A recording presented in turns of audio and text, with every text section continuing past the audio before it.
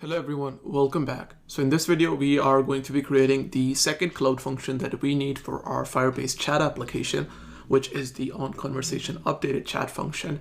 And this function is going to be responsible for actually copying the recent most message in a conversation to the corresponding conversation documents for the participants of that conversation. So if you remember that in our Firebase application, every time a new message is added to our messages array, then each of the corresponding users of that conversation in their conversations document relevant to whichever user they're talking to, the relevant last message field is updated and the timestamp. So without anything further to do, let's get into it. And I'm not going to copy this function. What I'm going to do is I'm actually going to write this function and actually going to show you what our thought process is behind creating this function. So first, we're going to define the actual function that we're going to export, and the function that we're going to export is going to be called onConversation, and instead of created, we'll have it as updated. Then we'll set this equals to a functions trigger in Firestore, which gets triggered on an event that happens inside of Firestore on a document. And the document that we are concerned with is any document that's in the conversations collection, and then / the chat ID. And this is going to be on update. So anytime the document is updated inside of our conversations collection, this function is going to be called. And then what I'm going to do is that I am going to now create the function that is going to be called when this event happens. Once we have this, for our onUpdate function, we'll get into arguments passed to us. The first will be the change and the second would be context. Once we have that, the next thing we're going to do is that we're going to access the data that was changed. So I'm going to do let data equals to if there was a change, so dot after and then dot data, so the data that was changed.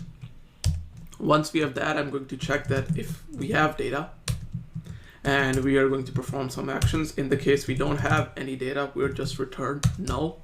Once we're inside of this if block, I'm going to first get the members of our conversation, which will be data.members. Then what I'm going to do is that I'm going to get the last message, and the last message is going to be from data.messages, and then inside of here we'll have data.messages.length -1. So that's going to give us the last element in the array of messages.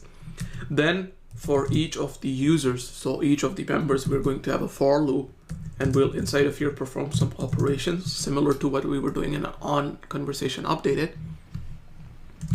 And then index is less than members.length. And then finally, the last thing would be that after each iteration of our for loop, we are going to increment the index. Then we'll get our current user ID.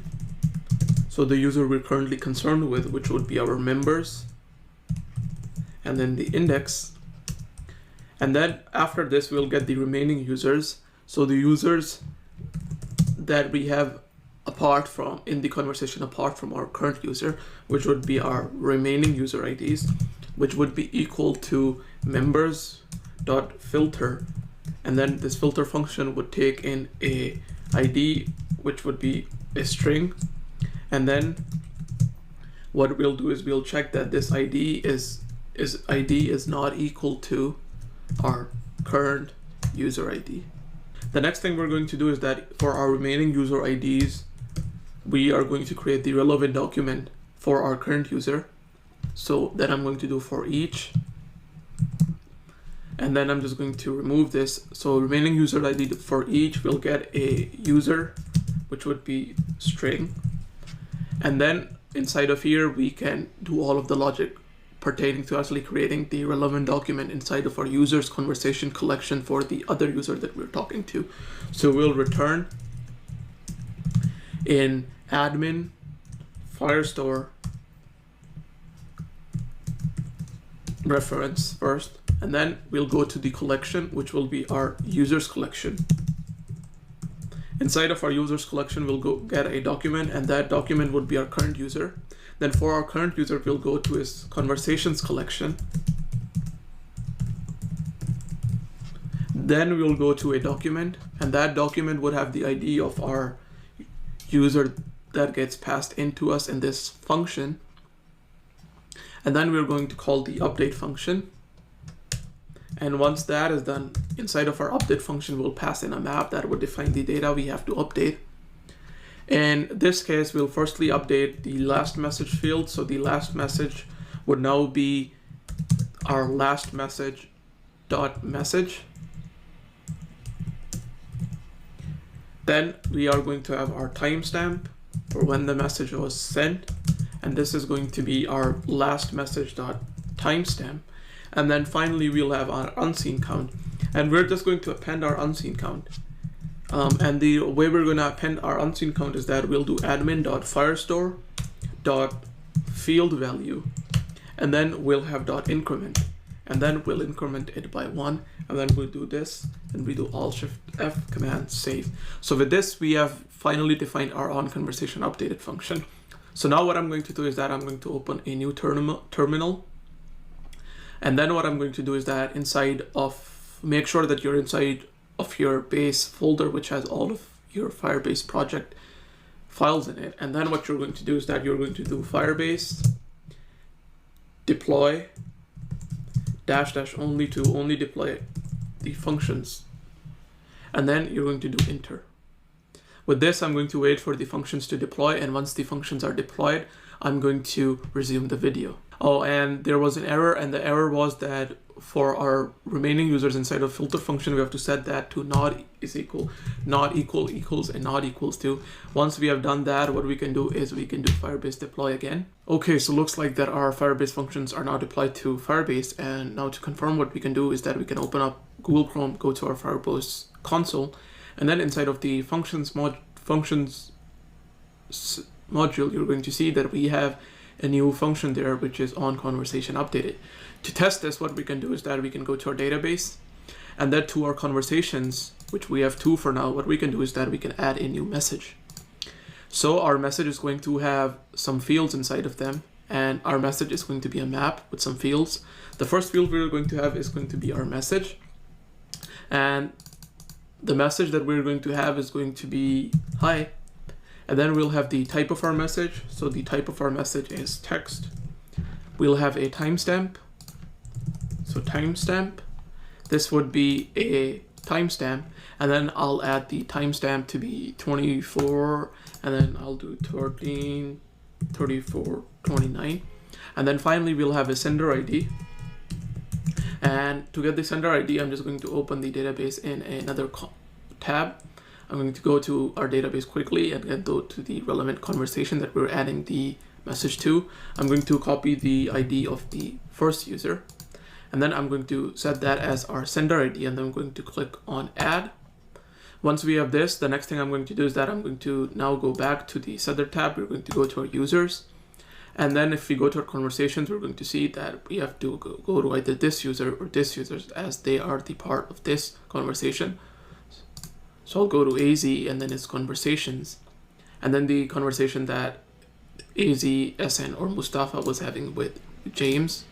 So CB, and hopefully after some time, we're going to see that a last message as well as timestamp should be added, as well as the unseen count should be updated. So unseen count became 1 from 0.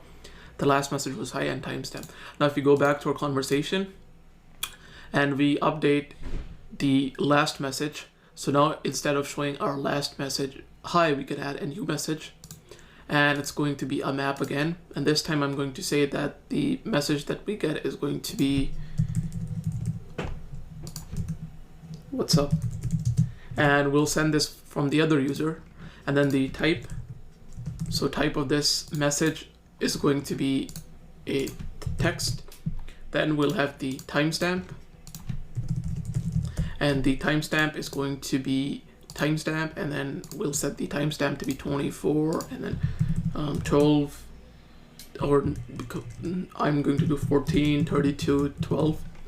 And then finally, we'll have the sender ID. To get the sender ID, I'll go back to our first initial tab, get the second user's ID, go back and update it here, and then click on add. Once we have added a new message, we can go back to our users, conversations, and then the conversation. And look, it instantly updated the last message to WhatsApp, the unseen count to 2, and the timestamp. And the reason was because our cloud function wasn't put to sleep, so it instantly did the change. Now what we can do is that for our other conversation between, I think it's AZ and JA, so the conversation between Mustafa and Tom, we can add a new message, and then we'll call this video an end. So I'll go to this, I'll copy Mustafa's ID first. Then I'm going to click on messages, add a new message. It's going to be a map, the message, which is going to be hello. And then we'll have the actual type, text, the timestamp. So timestamp is going to be a timestamp, and it will be 24, and then we'll do 15, 27, 42, or 43. And then we'll have sender ID, and the sender ID, which will be this, we'll add it. Once we have this, we'll go back to our users, conversations, and now the conversation that Hussein was having with Tom, so this, and you're going to see that with the last message, hello, the unseen count 1, and then the timestamp. Now if I go back to Tom, and Tom's having a conversation with Hussein, and you're going to see that the last message is hello, timestamp, and unseen count. So with that, we have successfully implemented the on-conversation updated cloud function inside of our Firebase application. And with that, we have completed all of the setup that was required for the Firebase side of our project.